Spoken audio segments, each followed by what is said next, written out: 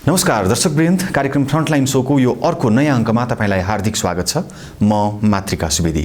आजको कार्यक्रममा हामी विशेष गरी नेपाली राजनीतिमा युवाका लागि युवाले गर्ने राजनीति, समग्र नेपाली राजनीतिक परिवेशको आगामी यात्रा, भर्खरै सम्पन्न भएको नेकपा एमालेको महाधिवेशन, अरू पार्टीहरूको धमाधम भइरहेका महाधिवेशनका चटारो, यसमा युवाको सहभागिता र राजनीतिक दलहरूले युवालाई दिएको प्राथमिकता लगायतका विषयमा केन्द्रित रहेर संवाद गर्छु। आज मसँग अतिथिको रूपमा हुनुहुन्छ नेकपा एमालेको 10औं महाधिवेशन जो भर्खरै चितवनमा सम्पन्न भयो। यो महाधिवेशनबाट भारी मतका साथ निर्वाचित हुनुभएका जाजरकोटको भेरी नगरपालिकाका नगर प्रमुख समेत रहनुभएका सीपी घरती हुनुहुन्छ। आज म विशेष गरी उहाँसँग अघि मैले भनेकै विभिन्न सवालहरूमा कुरा गर्छु। विशेष गरी युवा र युवा राजनीति र राजनीतिमा युवा भन्ने विषय आजको कार्यक्रमको प्रमुख विषय बन्ने छ। आउनुहोस्, आजका मेरा अतिथि नेकपा एमालेका केन्द्रीय सदस्य एवं भेरी नगरपालिका जाजरकोटका नगर प्रमुख सीपी घरतीलाई स्वागत गरौँ। स्वागत छ मेरो साथ कार्यक्रम। धन्यवाद। आराम हुनुहुन्छ? एकदम आराम छु, तर अलिकति सौराको चिसोले अझै छोड्या छैन। त्यो तातिएको माहौलको चिसो लाग्यो। अलि बिरामी पनि छु, तर पनि काममा खटिरहेको छु। तपाईलाई हार्दिक बधाई। धन्यवाद। शक्तिशाली पार्टीको केन्द्रीय सदस्य बन्नुभयो, त्यो पनि एउटा युवा भएर। एकदम हैन, कतिको सङ्घर्ष गर्नु पर्यो यो स्थानसम्म आउन? छोटोमा बताइदिनु। धेरै सङ्घर्ष गर्नु पर्यो। अब निरन्तर लगाव पार्टीका विभिन्न तहमा विभिन्न कमिटीहरूमा बस्दै र आफ्नो भूमिका निर्वाह गर्ने क्रममा म यहाँ आइपुगेको छु। र एकैपल्ट केन्द्रीय सदस्य नेपालको एउटा लार्जेस्ट पार्टी, अहिलेको सन्दर्भमा लार्जेस्ट पार्टी, निकै लोकप्रिय पार्टी, यो पार्टीका विभिन्न तहगत संरचनाहरू छन्। यो संरचना पार गर्ने क्रममा पनि यो केन्द्रीय कमिटी भनेको सबैभन्दा ठुलो अब भनौँ कमिटी। अब यो कमिटीभन्दा माथि कुनै पनि कमिटी छन्। यद्यपि केन्द्रीय कमिटीभित्र पनि पोलिट ब्युरो, स्थायी कमिटी, पदाधिकारी त्यो होला, तर पहिलो केन्द्रीय कमिटी नै हो यो।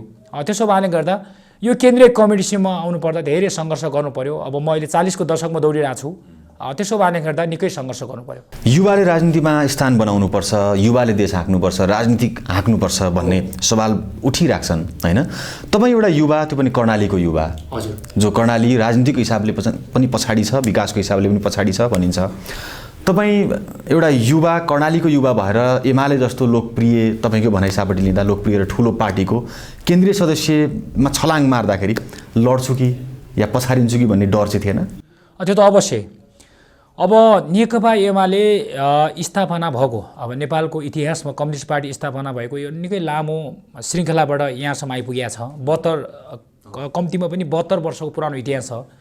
यत्रो इतिहास भएको पार्टी अब अहिले चाहिँ जनमतको हिसाबले, विभिन्न पटक सत्तालाई चाहिँ नेतृत्व गरेको हिसाबले, 77 जिल्ला मात्र नभएर प्रभास समेत यसको चाहिँ साङ्गठनिक सञ्जाल फैलिएको हिसाबले यो पार्टी चाहिँ विशाल पार्टी छ। यो विशाल पार्टीभित्र पनि नेतृत्व गर्नुपर्छ भने विशाल नेतृत्व विभिन्न किसिमका तहहरू छन्।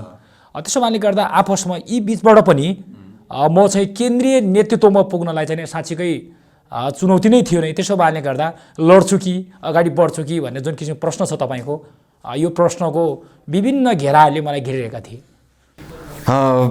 आजकै कान्तिपुर, हामी यो कार्यक्रम रेकर्ड गर्दैको दिनको कान्तिपुर पत्रिकामा एउटा शीर्षकको लेख आयो, भूमिकाको परीक्षामा एमालेका युवा केन्द्रीय सदस्य भनेर, होइन? भूमिकाको परीक्षा, त्यसको प्रक्षेपण, त्यसका चुनौती कस्तो देख्नुहुन्छ? जस्तो भूमिका तपाईँहरूले पाउनु भएको छ अहिले। हजुर। जस्तो त्यो भित्रका चुनौतीहरू कतिको आइपर्लान् भन्ने लाग्छ तपाईँहरूलाई? यो एकदमै निकै महत्त्वपूर्ण प्रश्न। यो सुन्दर अवसर हो, यो एकदम सुनौलो अवसर हो। तर यो सुनौलो अवसर सँगसँगै, सुन्दर अवसर सँगसँगै चुनौतीका विशाल प्रकारहरू छन्। त्यही भएकोले गर्दा सम्भवतः मलाई लाग्छ तपाईँले भूमिकाको भन्नेसम्म एउटा शब्द सापट्टि लिनुभएको छ। साँच्चीकै अब हाम्रो उमेर समूहको जो नेतृत्व तहमा आउनुभएको छ अहिले केन्द्रीय कमिटीमा, यसलाई रेफरेन्स लिएर चाहिँ कान्तिपुरले लेखेको रहेछ। वास्तवमा हामीलाई निकै चुनौती छ।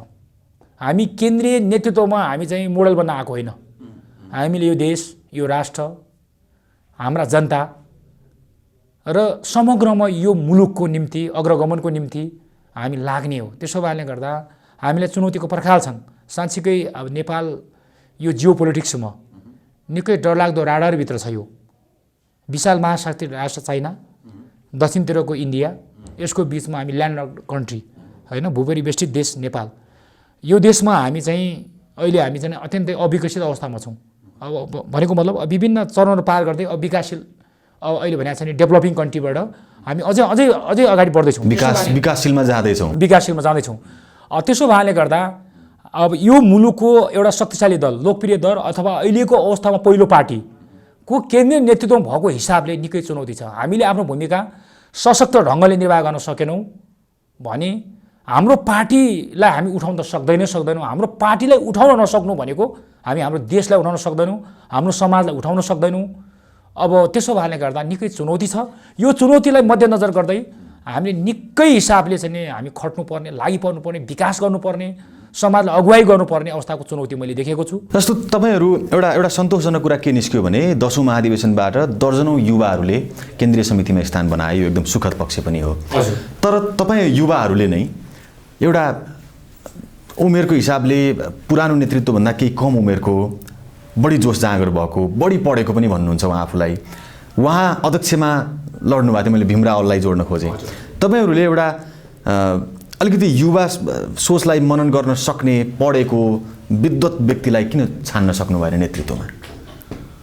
अब यो कुरा के हो भने अब हाम्रो श्रद्धेय पार्टी अध्यक्ष कमरेड केपी शर्मा ओली र चाहिँ भीमरावल बिचको यो जुन अब हाम्रो अग्रज नेता कमरेड भीमरावल बिचको एउटा तुलनात्मक हिसाबले तपाईँले चाहिँ पार्टी अध्यक्षकै जुन प्रतिस्पर्धा भयो त्यसमा उहाँलाई किन चुन्नु भएन र उहाँ किन चुनिनु भयो भन्ने सन्दर्भमा यो केन्द्रित छ प्रश्न।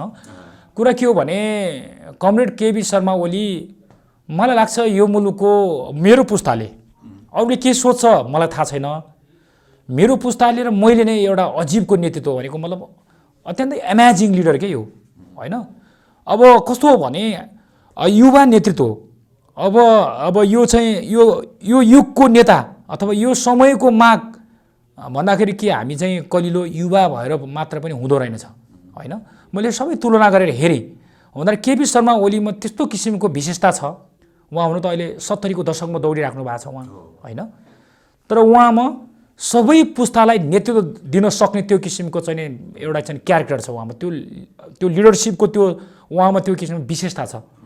उहाँको खटन पटन अब तपाईँलाई थाहा नै छ होइन। उहाँको वास्तवमा एकाडेमिकल्ली एउटा प्राज्ञिक हिसाबले एउटा सर्टिफिकेट कुरा एक ठाउँमा रहला होइन, तर उहाँको विशाल चाहिँ जुनसुकै क्षेत्रको अब तपाईँलाई भन्नुहुन्छ भने केपी शर्मा ओलीले तपाईँले स्पोर्ट्सको फिल्डमा तपाईँले सोध्नुभयो भने उहाँले स्पोर्ट्सको, साइन्सको विषयमा सोध्नु भने उहाँले साइन्समा पनि त्यो किसिमको दखल राखेको देख्छु मैले। अब कल्चर होइन, इन्टरनेसनल डिप्लोमेसी होइन, डेभलपमेन्ट, यी सबै कुरामा हुँदाखेरि अहिलेको यो युगमा नेपालको सन्दर्भ भन्नुपर्दा केपी ओली जस्तो नेता मैले देखेकै छैन मैले। त्यसो भएले गर्दा हामी जस्ता युवाले पनि यो पटकलाई नेकपा एमालेको विधानले व्यवस्था गरे बमोजिम, जो पनि तपाईँलाई थाहै छ विधान नेपालको इतिहासमा सबैभन्दा पहिलो विधान महाधिवेशन मार्फत आफ्नो विधानलाई अथवा नेकपा एमालेको सर्वोच्च संविधान भन्नुहोस् न तपाईँ, त्यसले व्यवस्थापन गरे बमोजिम केपी ओलीलाई हाम्रो श्रद्धेय पार्टी अध्यक्षज्यूलाई अहिले चाहिँ अध्यक्ष उठ्ने त्यो वातावरण थियो, त्यो व्यवस्था थियो। त्यो व्यवस्था बमोजिम केपी शर्मा ओलीको विकल्प कुनै पनि हुन सक्दैन थियो। त्यसमा चाहिँ भीमराव कमरेड हाम्रो आदरणीय अग्रज, उहाँ पनि हाम्रो अग्रज कमरेड हो, उहाँको लामो इतिहास छ, तर पनि तुलनात्मक हिसाबले केपी ओलीको अगाडि उहाँ फिक्का नै हुनुहुन्थ्यो। कतिपयले केपी ओलीकै नेतृत्व चाहिँ फेरि पनि युवालाई अघि सार्ने बाधक बन्न सक्छ नेकपा एमालेमा भन्ने विश्लेषण पनि गर्छन् नि। जस्तो केन्द्रीय सदस्य त तपाईँहरू बन्नुभयो, योभन्दा माथि अथवा एमाले पार्टीभित्र एउटा दह्रो भूमिका प्रस्तुत गर्ने मामलामा तपाईँहरू चुक्नुहुन्छ, तर त्यसको कारक केपी ओलीको नेतृत्व हुन्छ भन्ने विश्लेषण हुन्छन्, के भन्नुहुन्छ? हाम्रो श्रद्धेय पार्टी अध्यक्षको हकमा भन्नुपर्दा उहाँलाई चाहिँ युवा मैत्री नै हुनुहुन्छ, तर पनि विभिन्न किसिमको संरचनाहरू हुन्छ होइन। अब एउटा पार्टी अध्यक्षज्यूले मात्र चाहेर पनि अब सिङ्गो पार्टीको संरचना हुन्छ, त्यसको नेतृत्व उहाँले नै गर्ने हो। त्यसो भएकाले गर्दा अहिले यो भर्खरै सम्पन्न भएको महाधिवेशनले त के एउटा आशा किरण जीवित राखेको छ भने हामी जस्ता युवाहरूको स्पिडलाई देखेर, इमान्दारितालाई देखेर होइन, जनजीविका सभालाई प्रष्ट कार्यान्वयन शैली देखेर, म आफै पनि भेरी नगरपालिकाको प्रमुख हुँ होइन, सबै कुरा मध्यनजर गर्दै अहिले चाहिँ के हो त भन्दाखेरि हामीलाई चाहिँ त्यो किसिमको वातावरण बन्दै गएको छ। त्यसको रिजल्ट परिणामै तपाईँले देखिसक्नुभयो, हामीहरू चाहिँ केन्द्रीय कमिटीमा हामी चाहिँ प्रवेश गर्ने मौका पाएका छौँ।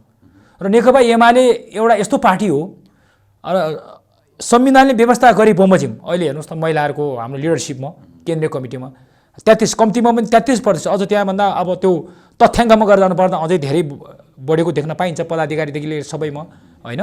अहिले चाहिँ पदाधिकारीदेखि लिएर होल कमिटीमा चाहिँ कम्तीमा 33% महिलाहरू लिडरसिपमा चाहिँ अगुवाई गरिराख्नु भएको तपाईँले देख्नुभएको छ। त्यसो भएले गर्दा सङ्घीयतालाई कार्यान्वयन गर्ने, अब संविधानलाई अक्षरशः पालना गर्ने सन्दर्भमा नेकपा एमाले र नेकपा एमालेको नेतृत्व, त्यसमा हाम्रो पार्टी अध्यक्ष कमरेड केपी शर्मा ओलीले तपाईँ नेकपा एमालेको एउटा नेता केन्द्रीय सदस्य हुनुहुन्छ, तर तपाईँ एउटा नेपालको एउटा युवा पनि हुनुहुन्छ, आम युवा जो समग्र देशको परिस्थिति र राजनीतिक परिस्थितिलाई देखेर निराश पक्कै हुनुहुन्छ। मैले समग्र भनिरहेको छु। जस्तो हामी अघि भर्खर भन्यौँ देश विकासशीलमा भर्खर दौडिँदैछ, विकसित हुने कहिले थाहा छैन। यो तमाम कुराहरूले तपाईँ निराश पक्कै हुनुहुन्छ म जस्तै। खासमा पार्टी कस्तो बन्नुपर्छ र देश हाँकिनुपर्छ, राजनीतिक दल कस्तो बन्नुपर्छ, अथवा नेकपा एमाले को प्रतिनिधित्व तपाईँ गर्नुहुन्छ भने यदि नेकपा एमाले नै देश हाँक्ने हो भने नेकपा एमाले आफूलाई के कुरामा सुधार्नुपर्छ त? अब विगतलाई हेर्दा धेरै कुराहरू परिवर्तन हुँदै आएको छ। विभिन्न कालखण्डमा विभिन्न समय चक्रमा नयाँ नयाँ घटनाले प्रवेश गरिरहेको छ। मैले अगाडि एउटा मात्रै शब्द तपाईँलाई एउटा शब्द मात्र तपाईँलाई अगाडि मैले प्रसङ्गवश घुसाएको थिएँ। साँच्चीकै अहिले जियो पोलिटिक्स यो संसार विश्वमै एउटा चाहिँ अनौठो ढङ्गले अगाडि बढिरहेको छ होइन। त्यसो भएले गर्दा त्यसका बाछिटा, त्यसको असर यो मुलुक हाम्रो नेपालमा पनि छ। तर नेपालमा राजनीतिक स्थायित्व नहोस्, यहाँ छिटो विकास नहोस् र अथवा विभिन्न शक्ति केन्द्रहरूको खेल मैदान भइराखोस् भन्ने त्यो कुरा पनि छ। हामी त युवाले त्यो कुरालाई हामीले अध्ययन गरेका छौँ, त्यसो भएले गर्दा यहाँ राष्ट्रिय एकताको अपरिहार्य आवश्यकता हो। राष्ट्रिय एकता हुनुपर्छ। हामी युवाहरू अहिले चाहिँ अलिकता फ्रस्ट्रेसन, डिप्रेसन हुनुपर्ने अवस्था, किनभने विकास भएन, राजनीतिक स्थायित्व भएन होइन। तपाईँले देख्नुभयो भने जियो पोलिटिक्स असर भने त परमादेश जारी भयो नि त, त्यो एउटा त्यहाँ पनि जोड्न सकिन्छ कि यो संसारमा हुँदै नभएको चाहिँ एउटा अभ्यास, हुँदै नभएको चाहिँ एउटा नाटक मञ्चन मुलुकमा भयो नि त होइन। त्यसो भएले गर्दा साँच्चीकै हामी अब म अहिले केन्द्रीय नेतृत्वमा छु नेकपा एमालेको, एउटा रेपुटेड, एउटा चाहिँ प्रतिष्ठित, एउटा एक किसिमको केही गरौँ भन्ने चाहिँ एउटा चाहिँ मिडियाकर्मी, साँच्चीकै हामी जस्तो युवाहरू फ्रस्ट्रेसन, डिप्रेसन हुने एकदमै डरलाग्दो कुरा यो मुलुकको लागि। यो मुलुक कुन दिशातिर अगाडि बढिरहेको छ भन्ने कुराको एउटा के हो त भने इन्डेक्स पनि हो यो होइन, इन्डेक्स हो यो। त्यसो भएले गर्दा के हो त भनेर भन्दाखेरि हामी नेकपा एमाले कस्तो पार्टी बन्नुपर्छ भन्ने कुरा हामीले राम्ररी बुझिकन हामीले चाहिँ व्यवस्थित ढङ्गले लगाएको। नेकपा एमाले भनेको राष्ट्र, राष्ट्रियता, जनजीविका, आवधिक निर्वाचन होइन, यो सबै कुराहरू व्यवस्थापन ढङ्गले, कार्यपालिका, न्यायपालिका, व्यवस्थापिका होइन, शक्ति सन्तुलन, पृथ्वीकरण र शक्ति सन्तुलन, यी सबै कुराहरू बुझेर होइन नेकपा एमाले त्यो ढङ्गले व्यवस्थित हुँदै र अगुवाई गर्दै र जनताको बिचमा पुग्दै राष्ट्रिय अन्तर्राष्ट्रिय रूपले चाहिँ त्यो किसिमको सन्देश दिने सक्ने हिसाबले अगाडि बढिरहेको छ। त्यसो भएले गर्दा अब तपाईँलाई मैले भने बमोजिम अब निराशा हुनुपर्ने अवस्था छैन, यसलाई छिचो लिएर अगाडि बढ्नुपर्छ। हामीले यो मुलुकलाई विकास गर्ने, यहाँ रहेका आम नेपाली, आम युवा, अहिले हामीले एउटा चाहिँ एक किसिमले तपाईँले भन्नु निराशाको सङ्केत, हामीलाई निराशा हुने छुट छैन कुनै पनि हालतमा। यो देश समृद्ध, सुखी नेपाली, समृद्ध नेपालको त्यो दिशामा जानै पर्छ। त्यसको लागि नेकपा एमाले जिम्मेवार ढङ्गले अगाडि बढेको छ, केन्द्रीय नेतृत्व अगाडि बढेको छ र त्यसै गरी केन्द्रीय अध्यक्षज्यू श्रद्धेय अध्यक्षज्यू केपी शर्मा ओलीले लागिराख्नु भएको छ। त्यसो भएले गर्दा अनुशासन, जिम्मेवारिता र इमान्दारिता, राष्ट्रप्रतिको मनमुटुदेखिको इमान्दारिता होइन, कुनै पनि स्वार्थ बोकेर हिँड्नु भएन। जे हामीले चाहिँ गर्दा मुलुक बन्छ त्यो मुलुक इमान्दारिताका साथ कार्यान्वयन गर्नु पर्यो। हाम्रो लोभ, पाप, भ्रष्टाचार, सबै खालि अनियमितता होइन, सबै कुरा त्यागेर मुलुकलाई सर्वोपरि ठानेर हामी अगाडि बढ्नुपर्छ। त्यसो भएले गर्दा हामी अगाडि बढ्नुपर्छ।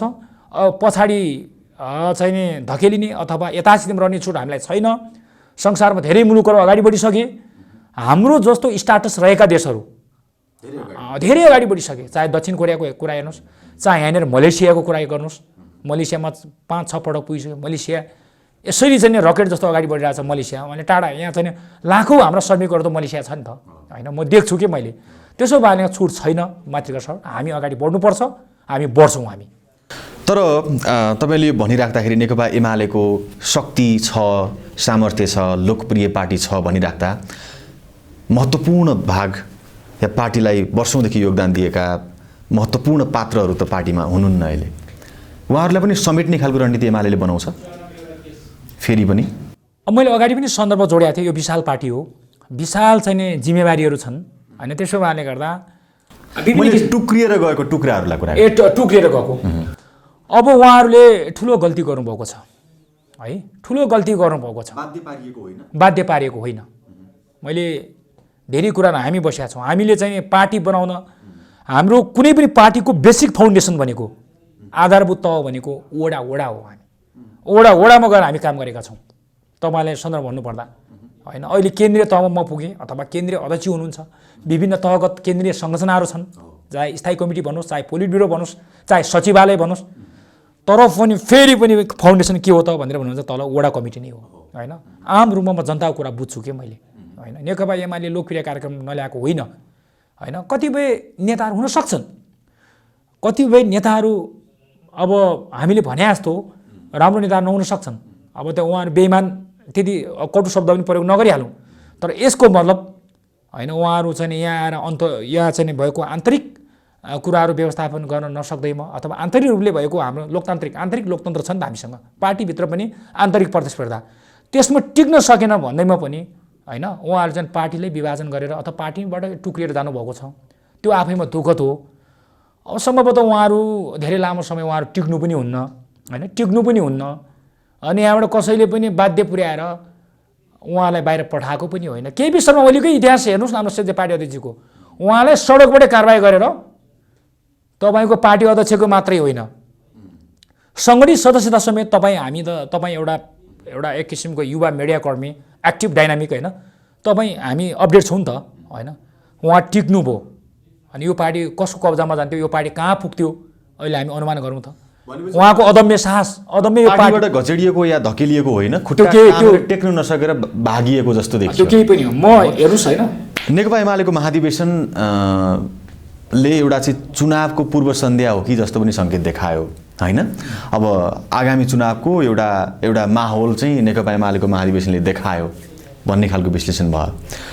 तर अबको चुनावमा चाहिँ एउटा प्रमुख बाधकको रूपमा चाहिँ टुक्रिएर गएको शक्ति देखिँदैछ भनिन्छ, तपाईँलाई के लाग्छ? अब बाधकको रूपमा रहेको अब टुक्रिएको शक्तिको कुरा मात्र नगरौँ, नजिते पनि हराउने होइन, तर यहाँ 5 दलीय गठबन्धनै कुरा छ।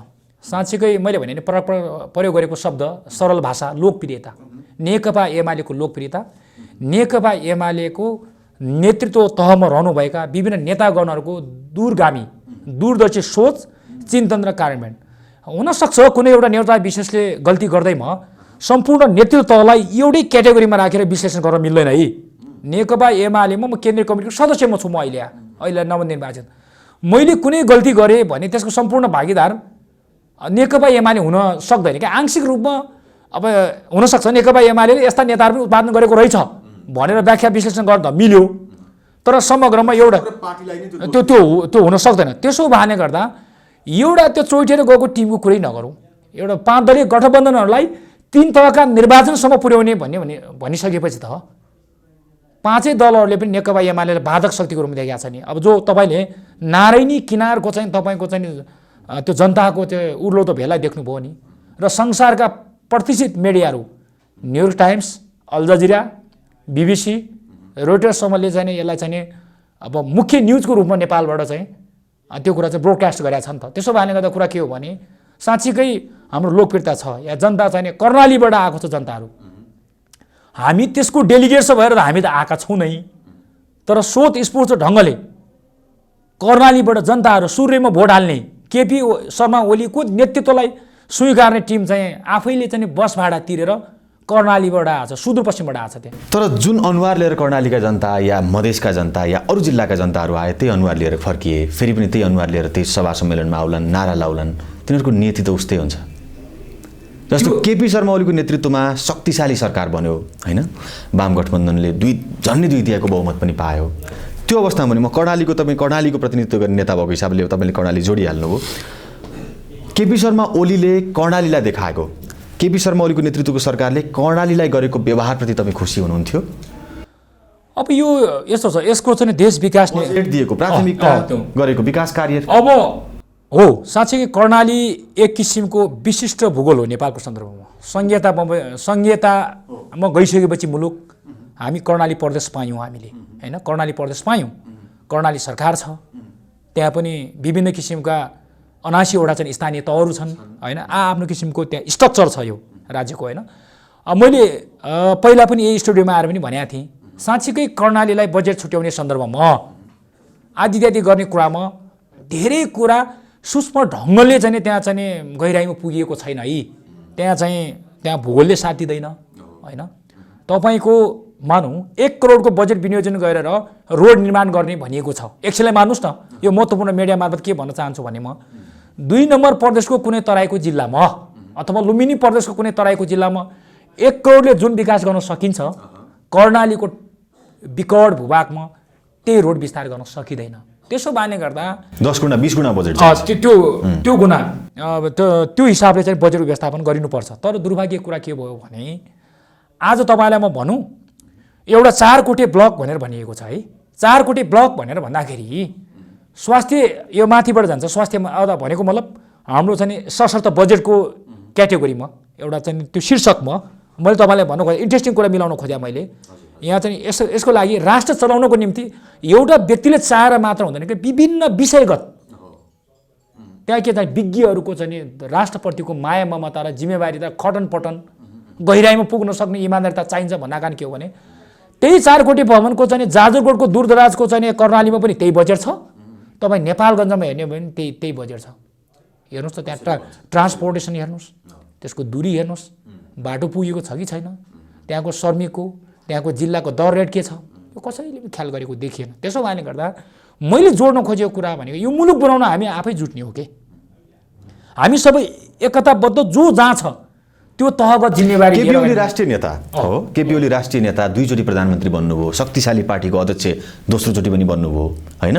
तपाईँको भनाइ सापट लिँदा लोकप्रिय पनि हुनुहुन्छ उहाँ, ठुलो हिस्साले मन पनि पराउँछ, केही ठुलो हिस्साले मन पराउँदैन पनि होइन। तर उहाँले झापालाई जुन व्यवहार गर्नुभयो, जाजरकोट, मुगु, हुम्ला, डोल्पा या कर्णालीको अरू जिल्ला कालीकोट लगायतका जिल्लालाई उस्तै व्यवहार गर्नुभयो त व्यक्तिगत रूपमा? मेरो प्रश्न त्यहाँनिर थियो। हो, तपाईँको प्रश्न त्यहाँनिर थियो। हो, साँच्चीकै अब हेर्नुहोस् है, यो परिवर्तन भन्ने कुरा अवश्य पनि परिवर्तन एकदम यति गतिशील छ।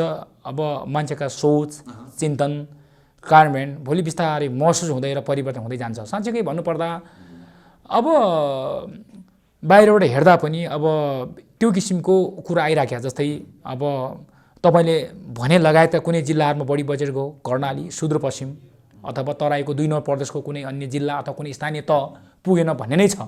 त्यसो भएले गर्दा अब त्यो बुझाइबाट के भयो भनेर भन्दाखेरि अब त्यो बुझाइ त्यो तथ्याङ्कले के बताउँछ भने असली अर्थमा संहिता कार्यान्वयनमा त्यसले समस्या ल्याएको छ। साँच्चीकै आवश्यकताको निड बेसमा होइन विकास चाहिन्छ होइन। कहाँ कर्णालीको आवश्यकता के हो त? त्यो चाहिँ 1 नम्बर 2 नम्बरमा आवश्यकता के हो त? त्यसो भएले गर्दा हामी राष्ट्रलाई हाँक्ने सन्दर्भमा हामी राष्ट्रिय नेता हो। जस्तै नेकपा एमालेको केन्द्रीय तह भएको हुनाले हामी राष्ट्रिय नेताहरू हो नि त होइन। त्यो हिसाबले सोच्न जरुरी छ। त्यो कुराहरू संहिताको अभ्यास गर्ने क्रममा संहिताको कार्यान्वयन गर्ने सन्दर्भमा बनेका पहिलो चरणका के चाहे सङ्घीय सरकार बनोस् चाहे प्रदेश सरकार बनोस् चाहे त्यही अन्तर्गत स्थानीय तहका लिडरसिपका केही कमी कमजोर रहे, त्यसो भए सम्भवतः परिवर्तन अब यही बेसमा टेकेर यही तथ्याङ्कमा टेकेर यही अनुभवमा टेकेर यिनै अनुभूतिमा टेकेर अगाडि बढ्छ। निराश हुनु पर्दैन। निराश हुने ढिलो चाँडो यो समय चक्रले हामी निराश हुने अवस्थामा आएको छ। राजनीतिक तरलता अस्थिरता। तपाईँ अब नगर प्रमुख मात्रै हुनुहुन्न, राष्ट्रिय स्तरको पार्टीको केन्द्रीय सदस्य हुनुहुन्छ, त्यो पनि कर्णाली प्रदेशबाट प्रतिनिधित्व गर्नुहुन्छ होइन। अब के तपाईँको नेतृत्वलाई फेरि पनि सरकारमा आयो भने कर्णालीको विकासका सवालमा या कर्णालीलाई दिने प्राथमिकताको सवालमा चाहिँ सोच्न बाध्य बनाउन सक्नुहुन्छ तपाईँ एउटा युवा नेताको हिसाबले? म कुनै पनि हालतमा अहिले तपाईँलाई अस्ति पनि धेरै 1-2वटा मिडिया पनि हुन त म त्यो परिणामलाई त्यो घटनालाई मैले नजिकबाट सामना गरिरहेको छु र मिडिया कर्मीहरूले लेखिराख्नु भएको छ होइन। कर्णाली राजमार्ग होइन मृत्यु राजमार्ग भनेर लेखिराख्नु भएको छ। त्यो पीडा मैले भोगेको छु हेर्नुहोस् होइन। आज त्यहाँ चाहिँ कुनै गाडी एकपटक चाहिने चाहे त्यो रारा चाहे फोक्सुन्डो लगायतका चाहिने महत्त्वपूर्ण एकदम स्वर्गीय आनन्द लिन सकिने संसारका कुनै पनि ठाउँमा विशिष्ट विशेषता बोकेका पर्यटकीय गन्तव्य बनाउन सक्ने ठाउँहरू जो हामी कहाँ छन् त्यो ठाउँमा एकपटक गइसकेपछि म अर्को पटक जाँदिनँ भन्ने किसिमका चाहिँ त्यो राजमार्ग छ। त्यसो भएले गर्दा यस्तो ठाउँमा बजेटको व्यवस्था त्यो बजेटलाई सही सदुपयोग गर्नको निम्ति अथवा कार्यान्वयनको तहमा सफलता प्राप्त गर्नको निम्ति बन्ने विभिन्न किसिमका कानुनहरू जस्तै लाइक सार्वजनिक खरिद ऐन नियमावलीहरू त्यसको लागि कार्यान्वयन गर्ने हाम्रा चाहिँ टुल्सहरू भनेको मतलब चाहे कर्मचारी प्राविधिक जनशक्तिको लागि लगायत सम्पूर्ण कुराहरूको सन्दर्भमा कर्णालीमा मैले यी सबै कुराहरू नजिकबाट देखेको यी पीडाहरूलाई सामना गरेको भोगेको दर्दनाक कथाहरू होइन मैले चाहिँ अनुभूति गरेको त्यो हिसाबले कुनै पनि हालतमा यो नेकपा एमालेको नेतृत्व तहमा म आफै पनि केन्द्र सचिव भएको हैसियतले इमान्दारिताका साथ तथ्याङ्कमा आधारित रहेर तथ्यतामा आधारित रहेर म निरन्तर मेरो नेतृत्व तह राष्ट्रिय राजनीति र चाहिँ सत्तादेखि हामी जुन अब प्रतिपक्ष जे भूमिकामा रहन्छौँ हामी त्यो लाग्छौँ। हामी फेरि यी तमाम समस्याहरू समाधानको लागि त फेरि निर्वाचित भएरै जानुपर्छ, संसदीय व्यवस्थामा छौँ हामी भनेपछि तपाईँको अबको राजनीतिक यात्रा केन्द्रीय सङ्घीय संसद अथवा प्रदेश संसदसम्म जाने सम्भावना पनि देखिन्छ? मैले सोध्न चाहिहालेँ। हजुर, अब यो पार्टीले निर्णय गर्छ। हामी निरन्तर हामी जनता जनजीविका राष्ट्रियता राष्ट्रिय एकताको पक्षमा हामी निरन्तर हामी तपाईँहरू तयार हुनुहुन्छ त्यसको लागि? यदि पार्टीले चान्स दियो भने, पार्टीले जिम्मेवारी दियो भने पार्टीले हाम्रो पार्टीको एउटा किसिमको एउटा सिस्टम छ, व्यवस्था छ। यसले एउटा चाहिँ आवश्यकताको आधारमा कुन नेतृत्वलाई कुन नेतालाई कुन कार्यकर्तालाई कुन किसिमको जिम्मेवारी दिँदा सही अर्थमा हामी एउटा रिजल्ट दिन सक्छौँ होइन, त्यो ढङ्गले पार्टीले सोध्छ। पार्टीका विभिन्न किसिमको तहगत संयन्त्रहरू छन्। त्यसो भएकोले गर्दा पार्टीले दिएको जुनसुकै म त भन्छु सबैभन्दा मलाई अप्ठ्यारो चाहिँ के दियोस् त भन्दाखेरि जिम्मेवारी दियोस्। त्यो अप्ठ्यारो जिम्मेवारीलाई म चाहिँ हाँसी त्यसलाई स्वीकार्दै म चाहिँ रिजल्ट दिनको निम्ति म चाहिँ त्यो भूमिकाको खोजीमा जुन कान्तिपुरमा लेखिएको भने तपाईँले जुन प्रश्न सन्दर्भ ल्याउनु भएको थियो त्यसको निम्ति म मानसिक रूपमा त्यो भूमिकाको परीक्षा पास गर्ने गरी तयारी गर्नुहुन्छ। पार्टी नेतृत्वले जुन किसिम आशा र भरोसा गरेर मलाई यो ठाउँमा पुर्याउनु भएको छ, मेरो चाहिँ महाधिवेशन प्रतिनिधिहरूले पुर्याउनु भएको छ अथवा अझ तल जाने हो भने जनताले पुर्याउनु भएको छ, यो भूमिका निर्वाह गर्ने म चाहिँ एउटा चाहिँ रेसमा यो दौडमा यो म्याराथन दौडमा यो आफैमा पनि यो 100 मिटर 200 मिटरको छोटो दौड होइन, यो लामो 42.2 किलोमिटरको लामो यात्रामा छु म। त्यसो भएकोले गर्दा यो परिस्थितिलाई चाहिँ सामना गर्नको निम्ति यो जिम्मेवारी लिनको निम्ति प्रतिकूल जो पार्टीले त्यो आवश्यकता यहाँ छ त यो ढङ्गले तयारी हो भन्ने कुरामा म तयार भएर बसेको छु। तपाईँ नगर प्रमुख हुनुहुन्छ, मैले तपाईँको भूमिका नगर प्रमुखको भूमिकामा त्यति जोडिनँ, अन्तिममा छौँ। राजनीतिक हिसाबले एउटा राजनीतिक आस्थाको हिसाबले त्यो यात्राको हिसाबले तपाईँले छलाङ मार्नुभयो, सफलता हासिल गर्नुभयो, एउटा राष्ट्रिय पार्टीको केन्द्रीय सदस्य बन्नुभयो होइन। नगर प्रमुखको हैसियतले जुन पदले तपाईँ हर दिन हर समय आम जनतासँग किपिङ टचमा हुनुहुन्छ, उहाँहरूलाई स्पर्श गरिरहनु भएको छ, ओडामा पुग्नु भएको छ, घरमा पुग्नु भएको छ, त्यो सवालमा चाहिँ नगर प्रमुखको जिम्मेवारीमा चाहिँ तपाईँ आफूलाई कतिको सफल ठान्नुहुन्छ? म वास्तवमा जनता भनेको जिउँदा भगवान् हुन् होइन। हामी भगवान् आस्थाको रूपमा हामी चाहिँ मठ मन्दिरहरूमा जान्छौँ, मूर्तिहरू पुज्छौँ। वास्तवमा सही अर्थमा भगवान् हाम्रा जनता हुन्, जिउँदा भगवान् भन्नु मेरो व्यक्तिगत ढङ्गले भन्नुपर्दा म जान्छु। अहिले मेरो लडाइँ के छ भने डिसइन्फर्मेसन भन्छ नि होइन, यो लडाइँ मेरो डिसइन्फर्मेसनको विरुद्धमा पनि छ। अहिले यो संसारकै ठुलो चुनौती हो जस्तो लाग्छ मलाई डिसइन्फर्मेसन भनेको। मतलब मैले जोड्न खोजेको कुरा के हो भने गाउँ टोलमा चाहिँ के हो त भन्दाखेरि म जनताका चाहिँ पक्षमा जनजीविकाका सवालमा विकास निर्माणको पक्षमा म रात दिन अहोरात्र खटिरहेको छु परिभाषित जिम्मेवारी सम्हाल्नको निम्ति। अब नगरपालिका जस्तै अहिले म भेरी नगरपालिका नगर प्रमुखको हैसियतमा काम गरिरहेको छु। जुन साधन स्रोत व्यवस्था भएको छ त्यो व्यवस्था बमोजिम बढीभन्दा बढी त्यो बजेट जनताका चाहिँ सवालहरूमा चाहिँ त्यो बजेट सदुपयोग होस् भन्ने ढङ्गले म लागिरहेको छु। त्यसो भएकोले गर्दा मैले हिजोको दिनभन्दा धेरै कुरा किसिमको परिवर्तन ल्याएको छु होइन। परिवर्तन आएको छ, मेरो अगुवाईमा मेरो टिम छ भनेको मलाई नगरपालिका म एक्लै हुँदिनँ, नगर कार्यपालिका हुन्छ, त्यसमा सबै वडा अध्यक्षहरू हुनुहुन्छ, कार्यपालिका सदस्यहरू हुनुहुन्छ, त्यहाँभन्दा माथि अझ सर्वोच्च निकाय भनेको नगरसभा हो होइन। नगरसभामा मेरो 13वटै वडा अब निर्वाचित भएका चाहिँ वडा सदस्यहरू समेतको एउटा हुन्छ, त्यसको कर्मचारी संयन्त्र हुन्छ। त्यसो भएकोले गर्दा हामी रात दिन यो टिम मिलेर भेरी नगरपालिकाका लागि लागिरहेका छौँ र त्यही ढङ्गले चाहिँ धेरै किसिमको चाहिँ सकारात्मक परिणाम पनि आएको छ। त्यसो भएकोले गर्दा एउटा जग बसेको छ, विकासको जग बसेको छ। हिजो भेरी नगरपालिका 5 वर्ष अगाडि के थियो अहिले चाहिँ के छ, तर कुरा के हो भने हाम्रो नेपालमा अहिले मात्र भन्दिनँ म, हिजो भीमसेन थापादेखि लिएर अहिले चाहिँ भीमसेन थापा पहिलो प्रधानमन्त्री भीमसेन थापादेखि लिएर राणा शासन हुँदै अहिलेसम्म आउँदाखेरि पनि के छ त भन्दाखेरि सबै नराम्राहरू एकजुट भएर राम्राका विरुद्ध एकजुट हुने। कहिलेकाहीँ त लाग्छ मैले गरेका विकास निभाएको काम मैले आफै प्रचार गर्नुपर्ने जस्तो के। यो के हो भने समस्या छ। त्यसो भएले गर्दा यो fight against all kind of disinformation. गालिया आलोचना गर्ने र प्रशंसा गर्न जान्दैन। होइन जान्दैन। किनभने राम्रोलाई राम्रो समाज कति बेला बनियो त भन्दा राम्रो गरेको कुरालाई राम्रो भन्नु पर्यो। राम्रो गरेकोबाट चाहिँ एउटा राम्रो गरेको छ भने ऊ अझै राम्रो गर्न सकोस् न, त्यो समाजकै लागि गर्ने हो कि मानव समुदायलाई गरिने हो, प्रकृतिकै लागि गरिने हो होइन। तर कुरा के छ भने अब यो चाहिँ आलोचनाको लागि आलोचना होइन, कसैले आलोचना नगरे खानै पस्दैन। त्यो एउटा कुसंस्कार हिजोको इतिहास दिए। त्यसो भएले गर्दा म के छु भने मेरो थाहामा तपाईँ सन्तुष्ट हुनुहुन्छ हुँदैन भन्ने सन्दर्भमा जुन प्रश्न सोध्नु भएको छ, मैले लागि पुगेसम्मको इमान्दार प्रयासहरू निरन्तर भएको हुनाले म सन्तुष्ट छु। यो सन्तुष्टले मात्र समाज परिवर्तन हुँदैन। त्यसका निम्ति अझै मैले गति बढाउनुपर्छ। मेरो इमान्दारितालाई मैले चाहिँ कायमै राख्नुपर्छ र गति बढाउनुपर्छ। सबै खालका अनियमितता, सबै खालका भ्रष्टाचार, अब एउटा चाहिँ सबै खालका चाहिँ यो चाहिँ डिसइन्फर्मेसन भनेको मतलब खराब सूचनाहरू, खराब प्रवृत्ति सबैका विरुद्ध लागेर अगाडि बढ्नुपर्छ।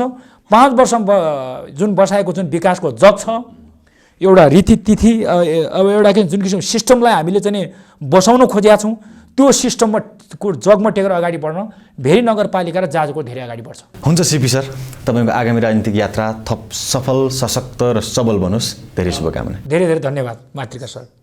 दर्शकवृन्द, कार्यक्रम फ्रन्टलाइन शोमा आज हामीले संवाद गऱ्यौँ नेकपा एमालेका नवनिर्वाचित केन्द्रीय सदस्य सँगसँगै जाजरकोट जिल्लाको भेरी नगरपालिकाका नगर प्रमुख सिपी घरतीसँग आजको विषय विशेष गरी युवा र राजनीतिमा युवा र युवाका लागि युवा भन्ने विषय नै बढी केन्द्रित भएर हामी संवाद गऱ्यौँ। हवस् त, अर्को कार्यक्रममा फरक विषय र अतिथिका साथमा फेरि आउँछौँ। तबसम्मका लागि बिदा दिनुहोस्। नमस्ते।